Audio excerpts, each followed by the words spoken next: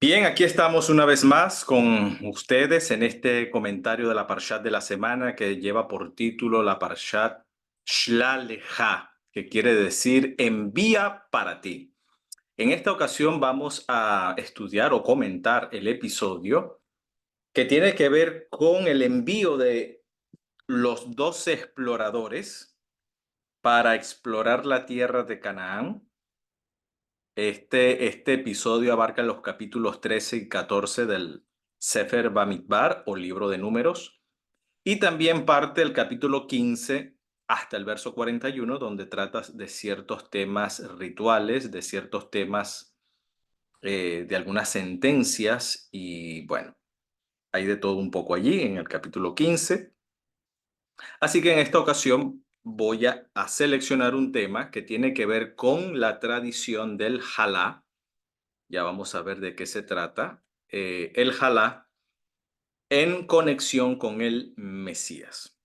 ¿Ok? Y ahí vamos a ver de qué vamos a tratar. El Jalá.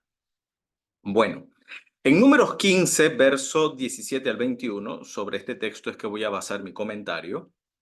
Aquí hay una mitzvah, un precepto, un encargo del Señor a los israelitas que dice: el Señor ordenó a Moshe que dijera a los israelitas: cuando entren en la tierra donde los llevo y coman de lo que ella produce, porque hasta ese momento Israel estaba en el desierto y comía del maná.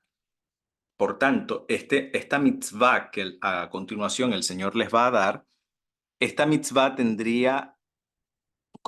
sería pertinente o tendría la pertinencia una vez que Israel ya comenzara a sembrar y a disfrutar de la cosecha de la tierra. Entonces dice que ofrecerán una contribución al Señor. Dice: de la primera horneada presentarán una torta de harina, la ofrecerán como una contribución de su cosecha. Todos sus descendientes ofrecerán perpetuamente al Señor una contribución de la primera horneada. Bueno, aquí en este pasaje, utilizando la nueva versión internacional, aquí se habla del Jalá y ahora voy a mostrar una versión diferente, que es el texto masorético, que es el texto estándar digamos, de la Biblia hebrea. Y dicen específicamente el verso 20, dice de la siguiente manera, dice, Reshit, ¿ok? Reshit Arisotechem, que quiere decir lo primero de sus masas. Reshit, lo primero. Recuerden que Rashid viene de Rosh, que es cabeza principal. Entonces, Reshit, de allí viene el término Bereshit, en el principio, o sea, en lo primero, o en un principio, ¿no? Entonces, Reshit Arisotegen, es decir, lo primero de sus masas. Dice Jalá, Jalá. Aquí viene la palabra Jalá. La palabra Jalá significa una porción, un trozo, un trozo. Entonces, Reshit, lo primero de sus masas, un trozo o una porción de la masa, dice, Tarimú Terumá, es decir, elevarán como una ofrenda elevada. Eso es lo que significa trumá, una porción o una ofrenda elevada. Dice, como la ofrenda alzada del granero, así alzarán a ella. Entonces aquí el Eterno da una mitzvah, introduce una mitzvah del reshit, es decir, la primicia de las masas. Ya no está hablando de la primicia del grano, esto es aparte de la primicia del grano. Ahora se habla de la primicia de las masas. Y esta mitzvah entraría en vigencia cuando Israel vive en Eretz Israel, en la tierra de Israel o en la tierra de Canaán que iban a poseer por herencia. Allí entraría en vigencia esta mitzvah, esta primicia de las masas, aparte de la primicia de las cosechas y obviamente no de todos los tipos de cultivo, porque solamente, según la Mishnah, se daba primicia de 7 tipos de productos. solamente 7, no más de eso. ¿Ok? Es decir, nadie daba primicias de aguacate, ni de tomates, ni de pimentón. Ese tipo de especies no estaban dentro de la jurisdicción del mandamiento de las primicias. Pero sí está aquí en la Torá la jurisdicción de las masas, de lo que se amasa, del trigo, de la cebada, del centeno, en fin. Entonces dice, Reshit Arisotejem Jalá, de lo primero de sus masas, una porción, ¿ok? Elevarán como ofrenda elevada, como la ofrenda alzada del granero. Así, dice, Gen Tarrimú Otam, así alzarán a ella. Ok, la pregunta es, ¿y qué se hace con esa masa? ¿A dónde se lleva? ¿A quién? ¿Dónde se ofrece ese jalá? Bueno, esta mitzvah generalmente la lleva a cabo, en este caso, las mujeres, quienes, pues, bueno, en la época patriarcal, no era común que los hombres se dedicaran a amasar masa, ¿no? O a amasar cereales, sino las mujeres, y ellas, pues, se encargaban de la masa, tomar una pequeña porción de la masa, y de esa masa se horneaba y se elevaba como una ofrenda elevada. Es decir, que este jalá era llevado al santuario, ¿ok? ¿Y quiénes participaban de ese jalá? Bueno, el libro de Ezequiel 44:30 dice, asimismo daréis al sacerdote lo primero, ¿ok? Reshit, la misma palabra que está aquí en rojo rojito, la misma palabra hebrea. Daréis lo primero de sus masas, Reshin Arisotejem. ¿Ok? Lo primero de sus masas. Para que en sus casas, noten, repose la bendición. ¡Wow! Espectacular. Quiere decir que el cumplimiento de esta mitzvah hace que la brajá del Señor repose en las casas de aquellas mujeres piadosas que llevan a cabo esta mitzvah, ¿ok? De amasar y de apartar una porción, un jalá, esa porción que se aparta, que se separa de la masa anterior, ese reshit, se le llama jalá, una porción. Y esta porción se la daría a quién? Dice, se la daréis al Cohen, al sacerdote, ¿ok? Al ministro del santuario, para que en sus casas repose la bendición. Ahora, esta tradición, obviamente al desaparecer el templo, ya no tiene pertinencia esta mitzvah. Sin embargo, en la tradición judío ortodoxa hasta el día de hoy, las mujeres llevan a cabo, digamos, parcialmente este precepto. Digo parcialmente porque ellas hoy en día el jalá se conserva, o esta costumbre se conserva cada víspera de Shabbat, en el día de Parasebe. Parasebe quiere decir preparación para el Shabbat. Las mujeres preparan un pan especial para el Shabbat que se conoce como el pan jalá. ¿Ok? Pan jalá. Es un pan trenzado, como pueden ver, ¿ok? Preparado de harina de trigo con aceite de oliva. Bueno, no recuerdo en estos momentos los otros ingredientes que lleva. Se le coloca allí sésamo por encima o ajonjolí, ¿ok? Y este es el pan que se prepara para Shabbat, un pan trenzado que se come especialmente para el día de Shabbat, ¿ok? Se le llama pan jalá.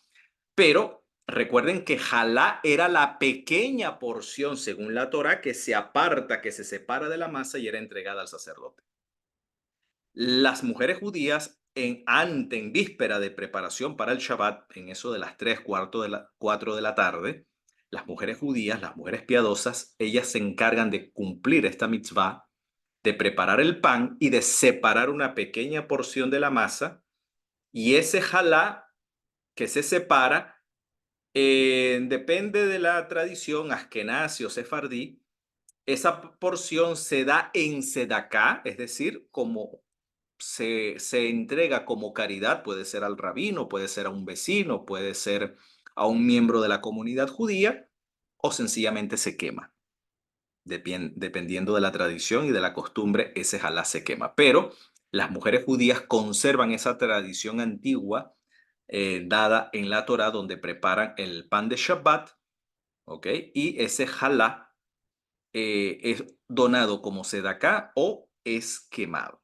Esto es dependiendo de la costumbre y de la tradición. De ahí viene entonces la tradición del pan jalá, ¿ok? Aquí como pueden ver, el jalá en realidad es esa porción redonda. Si ustedes pueden ver el cursor de mi computador, ese sería en este caso literalmente el jalá, esa porción redonda, ¿ok? Que también se le llama ugá. Ugá es esa porción redonda que se traduce a veces como torta. Torta quiere decir esta forma redonda, ¿no? Em, Ese es literalmente el jalá. Ahora bien, y vemos que esta mitzvah que lleva a cabo las mujeres en sus respectivos hogares, em, esta mitzvah hace que en cada hogar repose la bendición del Señor. Ahora, según el rabino Obadía Esforno, cuando comenta sobre este Sefer, el Sefer de Yehezkel, del Naví Yehezkel, del profeta Ezequiel, conecta esta mitzvah del halá, de ofrecer el halá, lo conecta con el episodio de Eliahu cuando es enviado a la casa de la viuda de Sarepta, donde la mujer pues estaba pasando por ciertos apuros, digamos, financieros, estaba bastante limitada en su economía, incluso en deudas, ¿ok? Estaba bastante apretada en deudas. Y pues la mujer le dice, mira, aquí lo que nos queda aquí es esa pequeña porción de aceite y esa porción de harina y con eso comemos y ahí es para morirnos de hambre prácticamente, porque eso es lo único que nos queda. Ya, por lo tanto, lo que nos queda es para mí y para mi hijo. No queda nada para ti, le dice la mujer, la viuda. Y Eliahu le dice, no temas, vuelve a casa y haz lo que pensabas hacer, pero noten, le da esta mitzvah. Pero antes, prepárame un panecillo con lo que tienes y tráemelo. La palabra panecillo en hebreo es ugá ketaná, una torta pequeña o una porción pequeña, un trozo pequeño. Dice, ugá ketaná barishoná. Es decir, tráeme primero una pequeña porción, ugá. Alguno dirá, bueno, ¿qué conexión tiene esto con el jalá? Es que precisamente se trata del jalá, porque otra forma de hablar del jalá es la palabra ugá que aparece aquí, ugá ketaná, una pequeña torta o una pequeña porción, ¿ok? Luego, haz algo para ti y para tu hijo.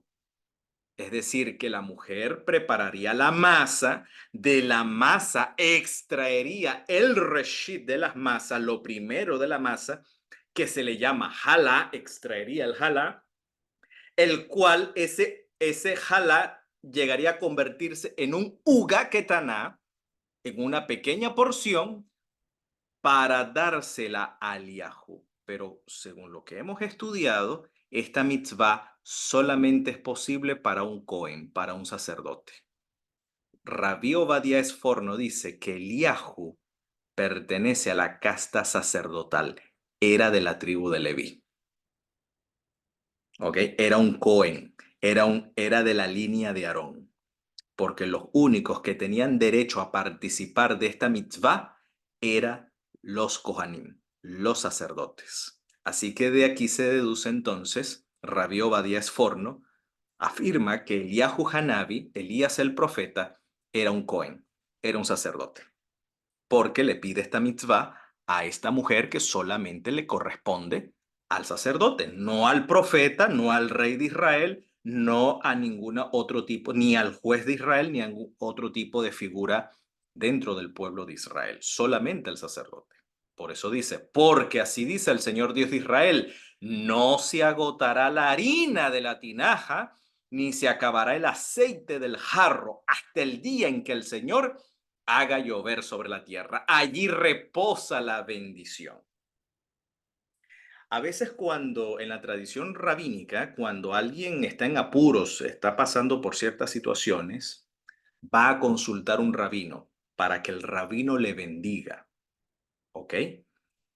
Y saben que la manera como un rabino bendice en este caso, a sus discípulos o a los miembros de, de la comunidad que está a su cargo, de la cual el rabino es un episcopos, es un obispo, es un vigilante, es un guarda de la comunidad. El rabino bendice dándole una mitzvah en particular. Y cuando el discípulo lleva a cabo la mitzvah de su maestro, la mitzvah de su rabino, el Eterno se encarga de respaldar esa bendición, trayendo precisamente, valga la redundancia, bendición en esa familia. Es decir, que cuando Eliahu dio esta mitzvah, el Eterno respalda esa braja al decirle que no se agotará la harina de la tinaja ni se acabará el aceite de jarro hasta el día que el Señor haga llover sobre la tierra. ¿Y qué hizo ella? Ella fue e hizo lo que había dicho Eliahu, de modo que cada día hubo comida para ella y su hijo, como también para Eliahu. Y tal, es decir, que en la medida que la mujer cumplió la mitzvah, la bendición estuvo de su lado. Y tal como la palabra del Señor lo había anunciado por medio de Eliahu, no se agotó la harina de la tinaja, ni se acabó el aceite del jarro. Qué preciosa lección aprendemos de esta mitzvah de separar el reshit de las masas, en este caso particular, donde esta viuda que era de Sarepta, ajena a la tradición de Israel, ajena al pueblo de Israel, ajena al pacto, a las promesas, ¿ok? Ella comienza a participar de la bendición del Señor en la medida que ella está haciendo conexión con un precepto de la Torá. Fíjense qué tremenda bendición es conectar con un precepto de la Torá. Mira de qué manera esto puede llegar a convertirse en una bendición. Y si esto es así con una mitzvah, cuánto más, un calva Homer, ¿no? Cuánto más llevar a cabo pues una mitzvah de toda la Torá. Entonces, según en este caso el Midrash Bereshit Rabbah, conecta esta mitzvah con la creación del hombre, esta mitzvah del halá con la creación del hombre. Fíjense, ya esto es una lectura ya más alegórica, donde dice el Midrash y el Talmud Yerushalmi en el Tratado Shabbat, sección 2, donde conecta sorprendentemente este asunto del halá con la creación de Adán. Allí dice que Adán era el halá, la completación del mundo. Pues según Rabí Yosef ben Casarta dijo, del mismo modo que una mujer mezcla su harina con agua y separa el jalá del centro, note que el jalá era separado del centro de la masa, así también al principio, dice, un vapor de agua subía de la tierra que regaba toda la faz de la tierra. ¿Ok? Y entonces el Eterno formó al hombre del polvo de la tierra. Quiere decir que Adán es el jalá del mundo. Ahí entra entonces la conexión. Entonces, Adán es el reshit de la creación. Es el reshit de la creación. En este caso es el jalá del mundo, según esta inferencia rabínica. El Midrash Tanjumá de la Parsha Noach, en la primera sección, nos enseña que esta inferencia es producto entre la mención de la tierra que se habla en Génesis 2.6 con el vapor de agua de Génesis 2.7. En otras palabras, tierra y agua forman el barro, pues el rocío que se esparcía sobre la tierra para refrescarla y posibilitaba la formación de un barro. Y por ello de inmediato la Torá nos informa que el Eterno de ese barro, de la masa de la tierra, separó una parte y allí formó a Adán, el cual fue dedicado al servicio del Eterno, justo como se hace con el Jalá. Pues Adán fue puesto en el huerto de Edén para realizar la abodá, palabra que se utiliza técnicamente para el trabajo de los sacerdotes en el templo, la abodá. Dice que el Eterno colocó a Adán en el huerto para que realizara la abodá y para que guardara el camino y cuidara o guardara en este caso el huerto donde fue puesto, ya que los Kohanim también en cierta manera realizaban el trabajo, el servicio al Eterno en el santuario, la abodá, y eran los guardas del templo, eran los guardas del santuario. Entonces hay hoy una conexión muy interesante por analogía de expresiones según la exegética rabínica. Ahora bien, por otro lado, por otro lado, el Midrash Bereshit Rabbah 14:8, al comentar el pasaje o el pasuk de Génesis 2:7, dice que el hombre fue formado de la tierra. Dice lo siguiente: dijeron Rabí Berequías y Rabí Elbo en nombre de Shmuel el anciano o Shmuel Saquem. El Adán fue creado del lugar de su expiación. ¿Cómo es esto? Que el hombre fue creado del lugar de su expiación. O sea, si el hombre es el Jalá del mundo, este hombre fue tomado, fue creado del lugar de su expiación. Es decir, la tierra expía. Es lo que está diciendo. Si fue tomado el lugar de su expiación, quiere decir que la tierra expía. ¿Por qué? ¿Cómo? Porque el hombre fue tomado del polvo de la tierra. Y si ese polvo de la tierra es el lugar del cual fue creado Adán, entonces quiere decir que esa tierra es el lugar de su expiación. ¿De qué forma? Dice, ¿cómo y sobre qué base estos rabinos infieren que la creación de Adán está relacionada con su expiación? Es decir, ¿cómo infieren que en la creación misma se encontraba una alusión a la expiación del hombre? El Midrash hace una conexión lingüística, una analogía de expresiones con la palabra hebrea Adamá, que aparece en el Pasuk de la Torá. Pues el Midrash ahora dice, como tú puedes leer en Shemot 20:21, es decir, Éxodo 20:21, un altar de tierra, es decir, un mitzvah Adamá, tú harás para mí. Obviamente, en Shemot está la mitzvah. Antes de erigirse el santuario, los altares eran preparados de barro, de la Adamá, ¿ok? Era de piedra o era de barro, de la Adamá. Por tanto, en el altar es donde se efectúa la expiación, donde el altar pues es construido con el material del polvo de la tierra, del mismo material donde el hombre es formado, donde el hombre es extraído como se extrae el jalá de la masa.